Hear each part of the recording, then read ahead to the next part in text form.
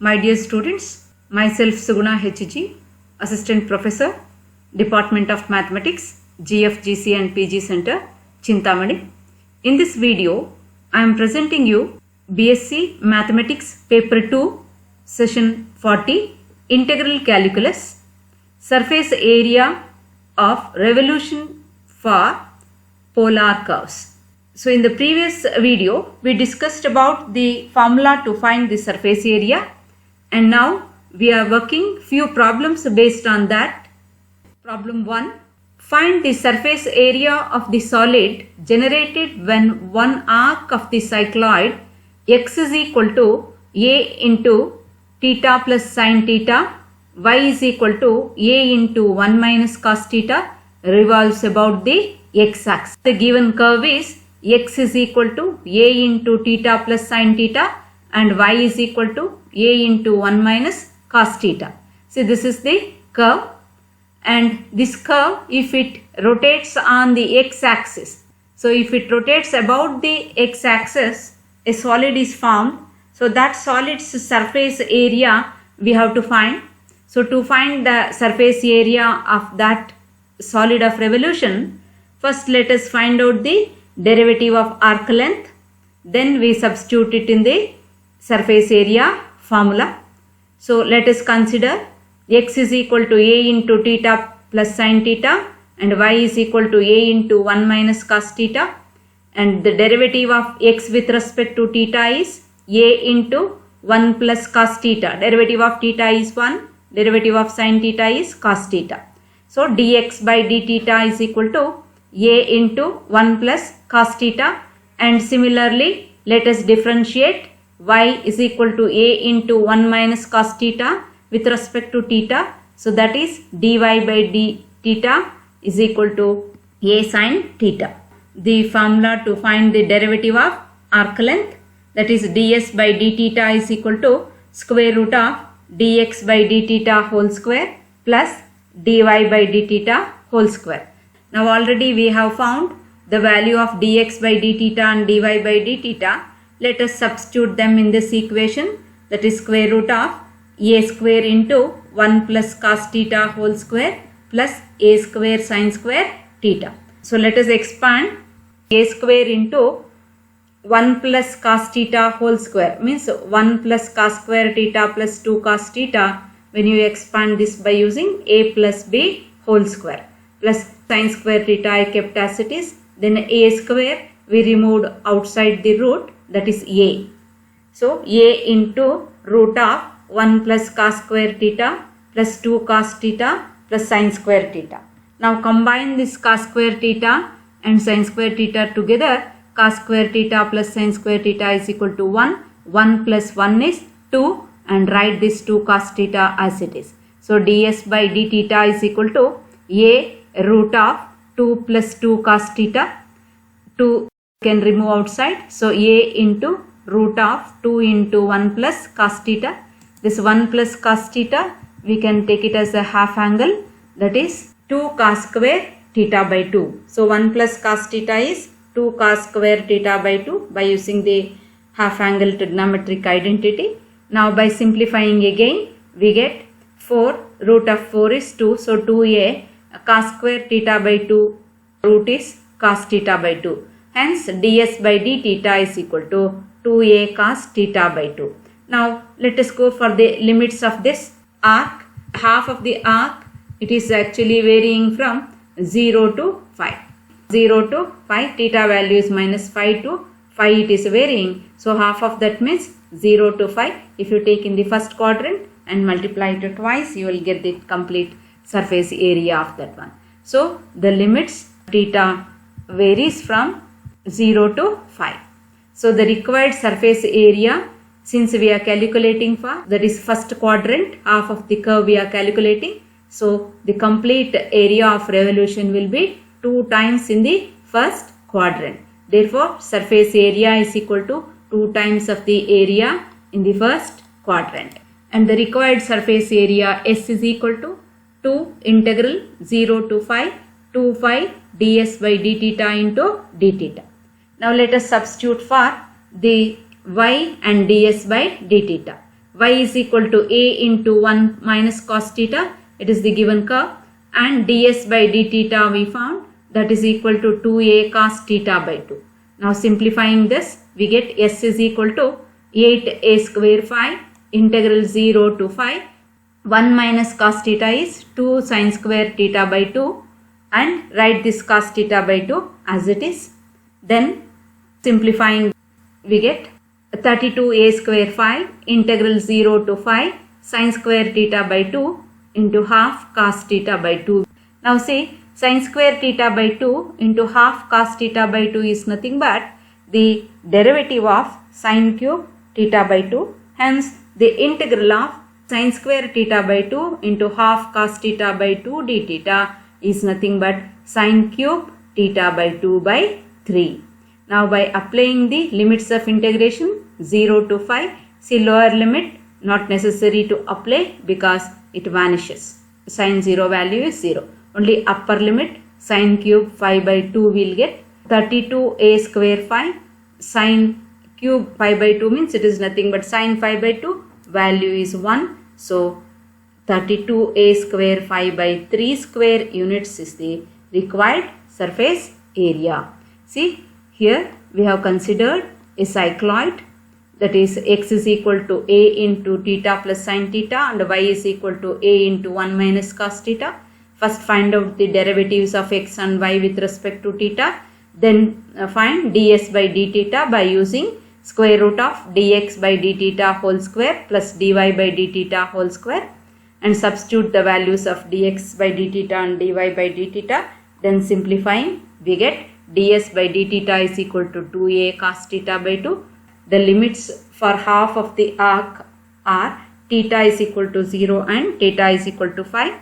The required surface area is twice the surface area in the first quadrant. So s is equal to 2 integral 0 to phi 2 phi ds by d theta into d theta. Now substitute y value a into 1 minus cos theta and ds by d theta 2a cos theta by 2. Then we get 2 sin square theta by 2 into cos theta by 2 inside the integral. Now after simplifying, 32a square phi integral 0 to phi sin square theta by 2 into half cos theta by 2 d theta. So which is nothing but the derivative of sin cube theta by 2 by 3. Hence the integral 0 to phi of sin square theta by 2 into half cos theta by 2 d theta is nothing but sin cube theta by 2 by 3. Hence s is equal to 32a square phi by 3 square units after applying the limits. Next problem. Find the surface area of the solid generated by revolving the curve r is equal to 2a cos theta about the initial line. So r is equal to 2a cos theta is the curve like this, and dr by d theta we will find minus 2a sin theta we get. So ds by d theta is equal to square root of r square plus dr by d theta whole square. So it is a polar curve. So ds by d theta is equal to square root of 4a square cos square theta plus 4a square sin square theta. We are substituting for r, that is 2a cos theta, and dr by d theta minus 2a sin theta. So squaring and adding them, we get cos square theta plus sin square theta is 1. So root of 4a square, which is nothing but 2a. So ds by d theta is equal to 2a. The required surface area will be 2 phi integral 0 to phi by 2 y ds by d theta into d theta. Now by substituting y value and ds by d theta value, y is equal to r sin theta. It is a polar curve, and ds by d theta already we found, it is 2a, substituted. So we get 4 phi a integral 0 to phi by 2 2a cos theta sin theta d theta. Simplifying this, we get 8 phi a square and cos theta sin theta, 2 cos theta sin theta integral is sin square theta by 2. The derivative of sin square theta by 2 is 2 cos theta sin theta. Therefore, its integral of 2 cos theta sin theta is sin square theta by 2. Now apply the limits 0 to phi by 2. So when you apply the limit 0 to phi by 2, upper limit value is 1 by 2 and lower limit value is 0. So 1 by 2 into 8. So it is 4 phi a square into 1 and S is equal to 4 phi a square units. Square units we will get. So one more problem we will take up. Find the surface area of the solid generated when the chordioid R is equal to A into 1 plus cos theta revolves about the initial line. R is equal to A into 1 plus cos theta is, so this is the chordioid, and when it is rotating about the initial line means x-axis, a solid is generated. So that solid surface area we have to find. So first let us take the given curve, which is R is equal to A into 1 plus cos theta, and therefore the derivative of R dr by d theta is equal to minus A sin theta, and for the upper part of the curve theta varies from 0 to 5. 0 to 5. It's a straight angle for the upper part. Then the required surface area is 2 phi integral 0 to 5 y ds by d theta into d theta. Now substitute y is equal to r sin theta and ds by d theta is equal to square root of r square plus dr by d theta whole square.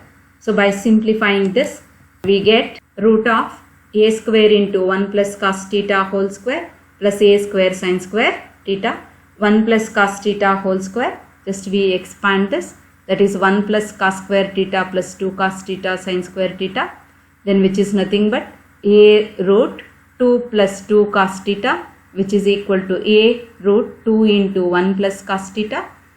So ds by d theta is equal to a into root of 2 into 2 cos square theta by 2. See here 1 plus cos theta we converted into half angle, that is 2 cos square theta by 2. So which is equal to 2a cos theta by 2 after removing the square root. Now let us take the surface area formula, that is 2 phi y ds by d theta into d theta. Y is r sin theta, ds by d theta we found, it is 2a cos theta by 2. Substitute that. Now inside the integral we have r sin theta into 2a cos theta by 2 d theta. R again will substitute, that is a into 1 plus cos theta, r value, it is the given curve. Then a into 1 plus cos theta, 2 sin theta by 2 cos theta by 2, it is the expansion of sin theta. So sin theta is equal to 2 sin theta by 2 cos theta by 2. Then write this cos theta by 2 as it is. Now again 1 plus cos theta we have. This result again taken in the half angle format. So we get it as 1 plus cos theta as 2 cos square theta by 2. Now 8 phi a square removed outside. Then 2 cos square theta by 2 sin theta by 2 cos theta by 2 cos theta by 2 d theta. Now multiply cos square theta by 2 cos theta by 2 into cos theta by 2. It is cos to the power of 4 theta by 2 into sin theta by 2 and 16 phi a square removed outside. So S is equal to 16 phi a square integral 0 to phi cos to the power of 4 theta by 2 into sin theta by 2 d theta. So this we cannot simplify as it is because the limits of integration are 0 to 5. See, if we reduce this to 0 to 5 by 2, so let us put theta by 2 is equal to 5. When you put theta by 2 is equal to 5, then phi varies from 0 to 5 by 2 you will get. See, when theta is equal to 0, phi is also 0. When theta is equal to 5, pi will be 5 by 2. So limits becomes 0 to 5 by 2, 16 phi a square as it is, cos to the power of 4, theta by 2 means 5, sin theta by 2 means 5. Then when theta by 2 is equal to 5, then d theta by 2 is equal to d phi. Therefore, for a d theta means it is 2 d phi. Values here. Then we get 32 phi a square, multiply this 2 and 16, integral 0 to 5 by 2 cos to the power of 4 phi into sin phi d phi. Now this is nothing but the derivative of minus cos to the power of 5 phi by 5.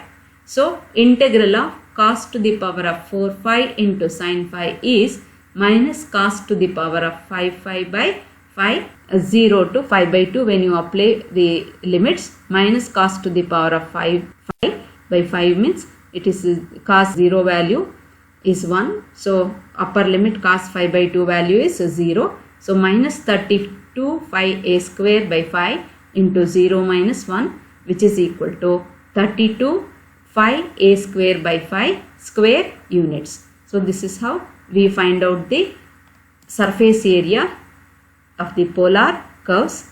Thank you.